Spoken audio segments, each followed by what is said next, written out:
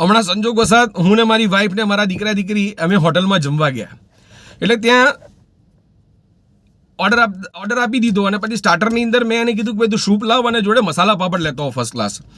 Masala papad soup સાથે બહુ મજા આવે, મને ખૂબ મજા આવે છે. એટલે મેં કીધું મસાલા પાપડ લેતો. એટલે મારી વાઈફને થોડું અજુગતું લાગ્યું કે મસાલા પાપડ, આ બધી કેવો પાપડ હશે.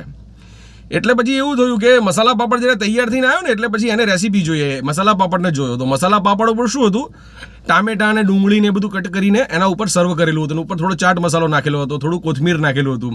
એટલે તરત મારી મિસિસ છે ને, મારી વાઈફ છે, મારી ઘરવાળી છે, એ છે ને તરત મને ટોકવા લાગી, આવા ખોટા પૈસા ખર્ચાય.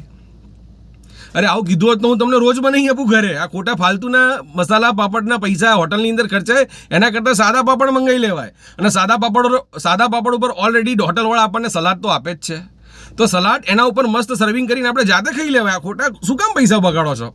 એટલે સ્ત્રીઓ છે ને હંમેશા દરેક જગ્યાએ, કોઈ પણ જગ્યાએ તમે સ્ત્રીઓને લઈ જાઓ, બહેનોને લઈ જાઓ, દરેક જગ્યાએ છે ને કરકસર પૂર્વક જ રહેશે. કોઈ પણ ખર્ચો હોય કે કોઈ પણ સમય હોય કે કોઈ પણ વસ્તુ હોય, કરકસર પૂર્વક જ એ ખર્ચો કરે છે. શું કહો મિત્રો?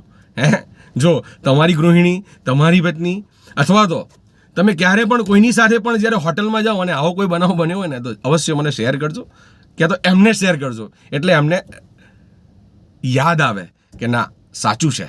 શું કહો મિત્રો? હર હર મહાદેવ.